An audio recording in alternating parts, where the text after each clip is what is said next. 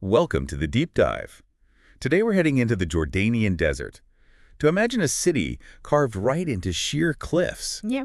This is Petra, the lost city of the Nabataeans.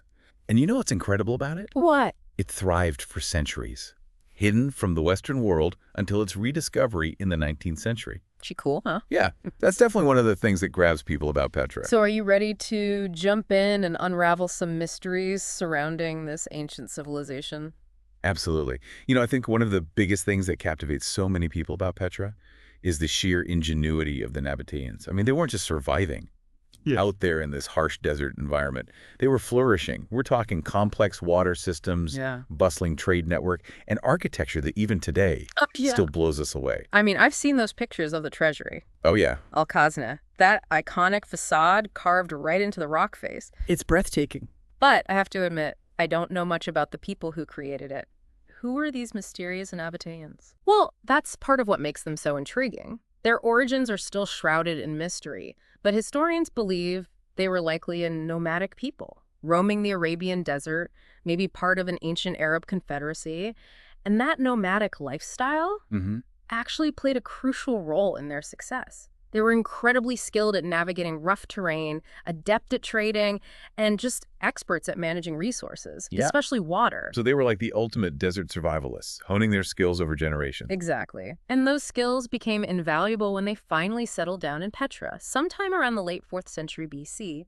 Now imagine, a strategic location at the crossroads of major trade routes, connecting the Arabian Peninsula with the Mediterranean world. That's where they chose to establish their kingdom. So they weren't just wandering nomads. They were strategic thinkers who recognized the value of this prime location. Exactly. Petra was like a gateway between East and West.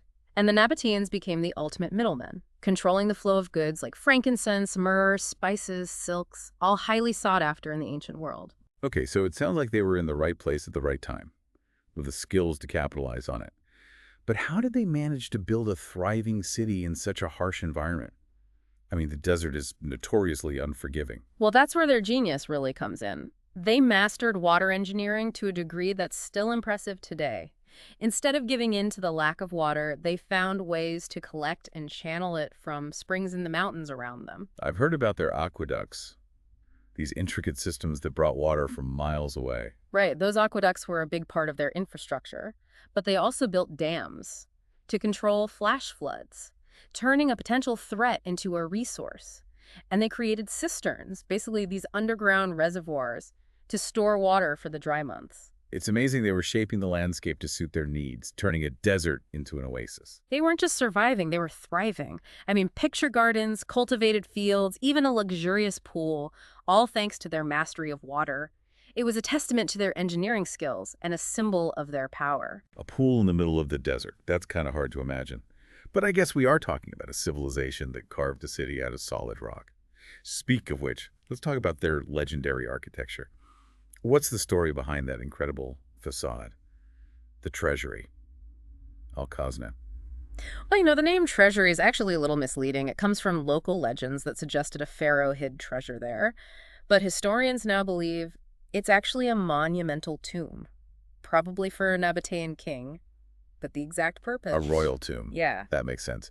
And the stories behind those elaborate carvings are still a bit of a mystery. The idea of carving something like that out of solid rock is just mind-boggling. The precision, the detail, it's incredible. What's even more incredible is that what we see today is just a shadow of its former glory. Imagine those intricate carvings, all adorned with vibrant colors, because originally the facades were covered in stucco and painted in these rich hues, reflecting the desert sunlight. Oh, wow. So it was even more spectacular than what we see today. Oh, absolutely. It must have been just a dazzling sight to behold. And the treasury wasn't alone. Petra's full of hundreds of rock-cut tombs, each with its own style and story. It's like a city of the dead, carved into the cliffs. But these tombs weren't just for burying the deceased, were they? You're right. Many tombs also had these adjoining chambers, called tricliniums, basically dining halls where people would gather to feast and honor their ancestors. They'd prepare elaborate meals, have music and dancing, all in the presence of their deceased loved ones. So death and celebration were intertwined in their culture. That's a very different perspective from what we're used to. Yeah, it certainly suggests a unique view of the afterlife. And speaking of the afterlife, the Nabataeans had a fascinating pantheon of gods. Their main god was Dushara, the god of the mountain and the sky, a powerful figure who they believed resided in the mountains surrounding Petra. So carving their most sacred structures into the rock could have been a way to honor him, to get closer to the divine. Exactly, and his consort, Aluza, was a goddess associated with protection and power. Together, they were kind of like the divine power couple of Petra. And one of the most prominent places of worship was the high place of sacrifice, right? I've seen pictures of that mountaintop altar overlooking the city. It must have been an incredible sight. It was. Imagine climbing those steep steps, reaching this plateau with panoramic views of Petra, and finding an altar where they performed animal sacrifices to appease their gods. It was a dramatic setting for their religious rituals. Animal sacrifices. That's intense. It's a reminder that their beliefs permeated every aspect of their lives, from their architecture to their daily rituals. Absolutely. And it's important to remember we're only scratching the surface here. With so much of Petra still unexcavated, who knows what other secrets about their beliefs and rituals lie hidden beneath the sands? Yeah, it's like a giant puzzle waiting to be solved. Yeah. But all this talk about this thriving civilization makes me wonder, what happened? How did such a prosperous and ingenious civilization ultimately fade away? Well, that's where the story takes another turn. And it involves a familiar power, the Roman Empire. Uh-oh. I sense trouble brewing. You're right to be suspicious. In 106 AD, the Roman Emperor Trajan annexed the Nabataean kingdom, incorporating Petra into the Roman province of Arabia Petraea. So was it a violent takeover? Did the Romans just march in and crush the Nabataeans? Actually, it seems the annexation was more diplomatic than violent. The Nabataeans, always pragmatic, likely saw the writing on the wall and chose negotiation over all-out war. And to their credit, they were skilled negotiators, managing to maintain some autonomy even under Roman rule. So they weren't just engineers and builders, they were savvy politicians as well. Absolutely. But while Roman influence brought about changes in architecture and administration, it also kind of planted the seeds for Petra's eventual decline. How so? Did the Romans impose harsh taxes? Or drain their resources? Not directly. In fact, the Romans actually invested in Petra, expanding the city with new roads and grand structures. But they also made a decision that would have a lasting impact. They shifted the capital of the province to a different city further north. So Petra lost its strategic importance. Precisely. As trade routes shifted, Petra's economic dominance began to wane. It sounds like a slow decline, a gradual fading from prominence, but didn't something more dramatic happen? You're right. The final blow came from a force even the mighty Romans couldn't control: nature. In 363 AD, a devastating earthquake hit the region, severely damaging Petra's infrastructure, and likely killing many of its inhabitants. And while they tried to rebuild, the city never fully recovered. So between the shifting trade routes and the earthquake, Petra got hit with a 1-2 punch it just couldn't overcome. Exactly. Over the next few centuries, the city was gradually abandoned, fading into obscurity. Its magnificent structure slowly consumed by the desert sands. It became a hidden city, known only to the local Bedouin tribes who passed down whispers of its existence. What a tragic end for such a vibrant civilization. It's a reminder of the impermanence of even the greatest empires. It is a reminder of the ebb and flow of history. But thankfully, the story doesn't end there. Petra was eventually rediscovered. And that rediscovery is a tale for the ages. But for that, we'll have to wait for part 2 of our deep dive. Welcome back to our deep dive into Petra, the lost city of the Nabataeans. Yeah. Last time, we left off with Petra facing a double whammy, a devastating earthquake, and those shifting trade routes that really led to its decline. It's crazy to think a city that grand could just vanish like that, swallowed by the desert. Yeah, it is pretty remarkable. But that's exactly what happened. For centuries, Petra stayed hidden from the Western world. Its existence was only really known to the local Bedouin tribes. It's almost like an adventure novel, you know? A lost city waiting to be rediscovered. Exactly. So who finally cracked the case? Who brought Petra back into the light? Well, that honor goes to a Swiss explorer named Johann Ludwig Burckhardt. This was back in 1812. Burckhardt was actually disguised as an Arab scholar. Traveling under the name Sheikh Ibrahim, he was on a journey through the Middle East, hoping to find the source of the Niger River. Well, he was looking for a river in Africa and stumbled upon a lost city in Jordan. Talk about a lucky detour. It really was a detour that changed history. Burckhardt had heard these rumors of a hidden city carved into the rock, and, his curiosity got the better of him. He convinced his Bedouin guides to take him through this narrow gorge called the Sick. He promised them a sacrifice at the tomb of Aaron, Moses' brother, which was believed to be located nearby. Clever move. So what happened when they reached the end of the sick? Can you imagine that moment? Mm-hmm. Emerging from that narrow passage and laying eyes on the treasury for the first time. Oh, it must have been breathtaking. In his journal, Burckhardt described the treasury as an excavated monument of immense magnificence, its beauty and location designed to make an unforgettable impression. And just think, he was seeing it without the crowds of tourists we have today, one of the first Westerners in centuries to set eyes on it. I'm getting chills just thinking about it. Burckhardt's discovery must have set off a frenzy. Everyone must have wanted a piece of the Petra action. You're absolutely right. His accounts completely captivated Western explorers and scholars, sparking this whole renewed fascination with the ancient world. Artists, architects, and adventurers, they all flocked to Petra, eager to document its wonders and unravel its mysteries. It's amazing to think that one man's curiosity could reignite the world's interest in this lost civilization. But let's shift gears for a moment. We've talked a lot about these grand structures, the tombs, the theater. But what about the people themselves? What about daily life for the Nabataeans? What was it actually like to live in Petra? It's a great point. While the monumental architecture is definitely what initially draws us to Petra, it's important to remember that this was a living, breathing city. Right. People went about their daily routines, raised their families, went to work, worshiped their gods, and navigated the complexities of urban life, just like we do today. Yeah, it's easy to get so caught up in the wow factor of the ruins and forget that real people actually lived their lives there. So what do we know about those routines? What were their homes like? Well, unfortunately, the more perishable materials used for housing, those haven't survived the way the stone structures have. But, based on the archaeological evidence we do have, and comparisons with other ancient cities, we can piece together some insights. Okay, I'm all ears. Paint me a picture of a typical Nabataean home. Okay, so picture this. Dwellings built from mudmuck, often clustered together on the hillsides surrounding the city center.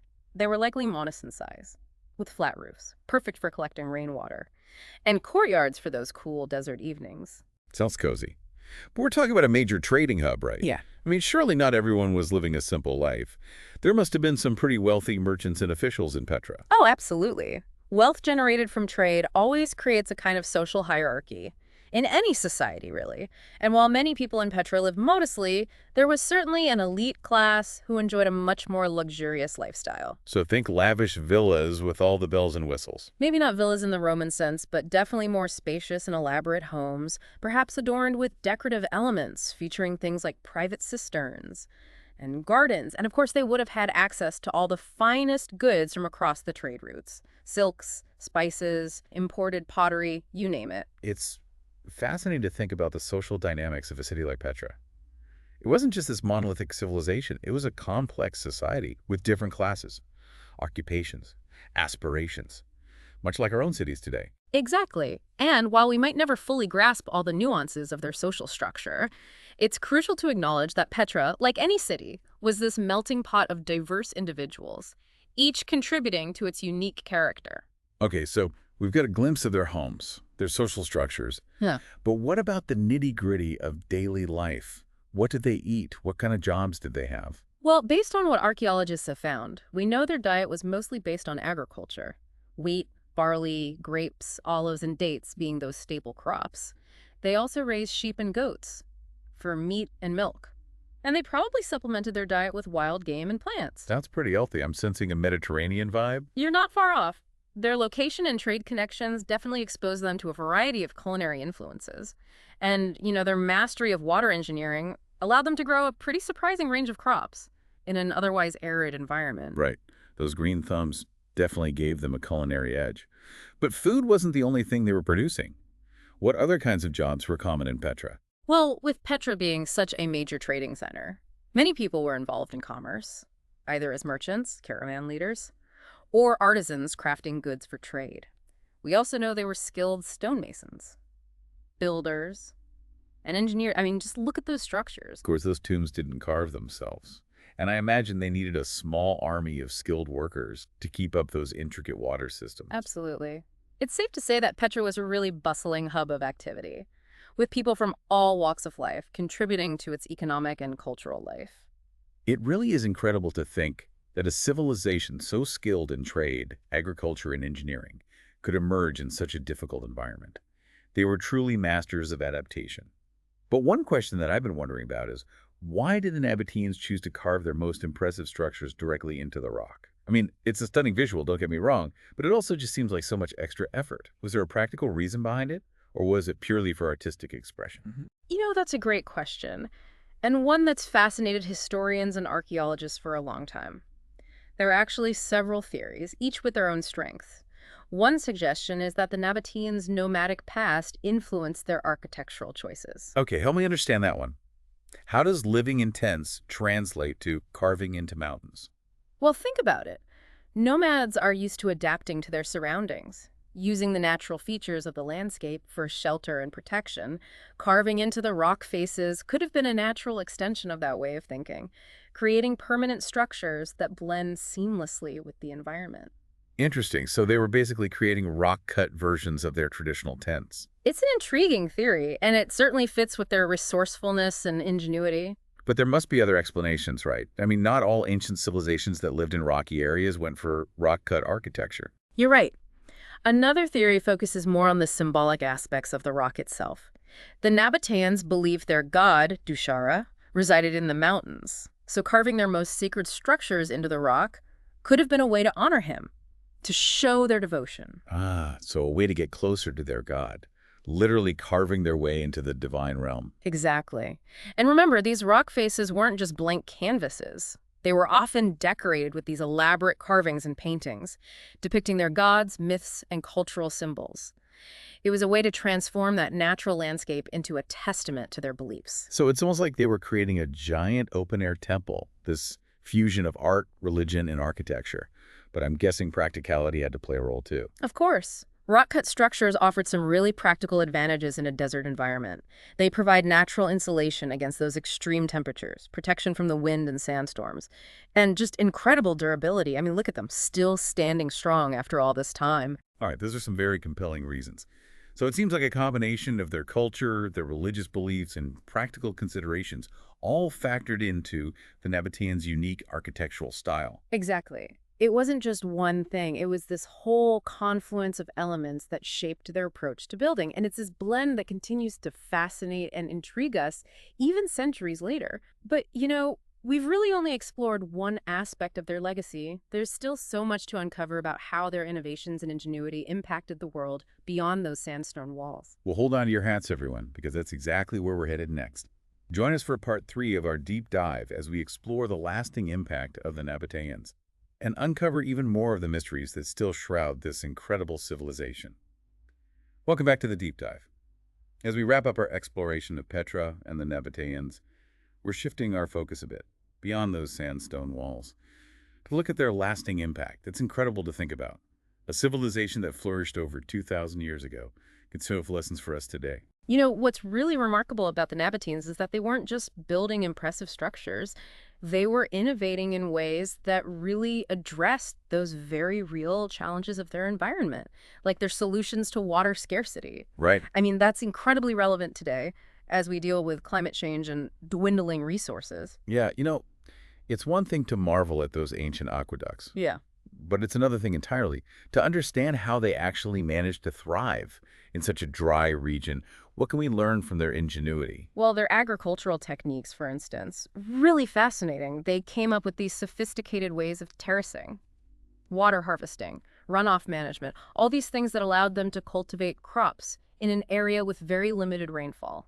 Wow. And these practices weren't just effective, they were sustainable, ensuring that the land stayed productive for generations. And it sounds like they had a deep respect for their ecosystem, Wow. working with it, instead of trying to dominate it. Exactly. And those techniques, they're still relevant today. There's this growing movement to revive and adapt those traditional Nabataean farming practices in modern Jordan and other dry regions. So their legacy isn't just about these impressive ruins. It's about providing real solutions to some of the problems we face today. Pretty inspiring. It is, and their mastery of trade and diplomacy, that also offers some great insights. I mean, they built this huge trading network that spanned continents, connecting different cultures and facilitating this exchange of goods, ideas, and new ways of doing things. They're almost like the ancient world's globalization pioneers. Yeah, you could say that. They really understood the power of working together Yeah. and the benefits of connecting with different cultures. And they weren't just passively trading either. They were actively shaping the market, negotiating deals that worked for them, and strategically positioning themselves as these major players in the global economy. Talk about savvy business people.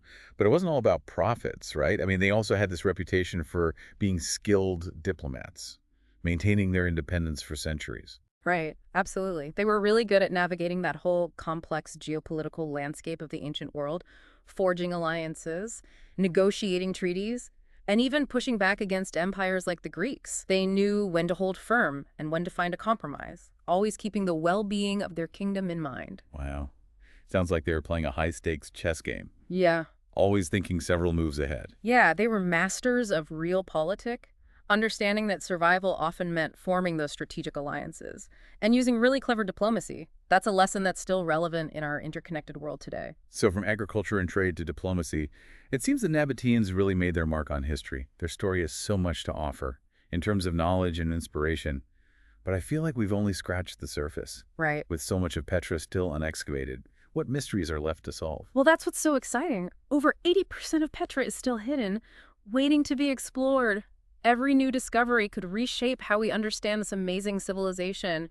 Who knows what secrets about their beliefs, customs, and lives are still down there? It's like this giant jigsaw puzzle, each new piece revealing a little bit more of the picture. So what are some of those key questions archaeologists are still working on? Well, there's a lot. We still don't fully understand their origins, where they came from and what brought them to Petra in the first place. And we know they were skilled traders, but we're still putting together the pieces of their whole network, who they were connected with, and all the goods that passed through their hands. And of course, there's the question of their decline.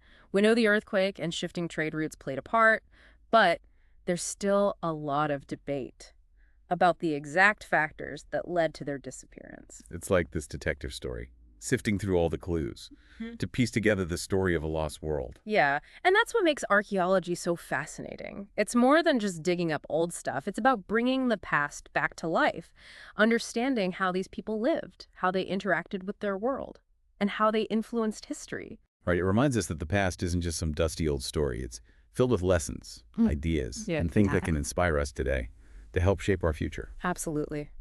The story of the Nabataeans, while still unfolding, is this really powerful reminder of human resilience, our ingenuity, and our ability to adapt and thrive no matter the challenges. Well said. And on that note, we've reached the end of our deep dive into the incredible world of Petra and the Nabataeans. We've explored their amazing architecture, dove into their daily lives, and uncovered the enduring legacy of this truly remarkable civilization. But as we've learned, the story doesn't stop here. With so much yet to be discovered, the mysteries of Petra call to us, inviting us to keep digging, to ask new questions, and to keep learning from the past. So until next time, keep exploring, keep wondering, and keep diving deep.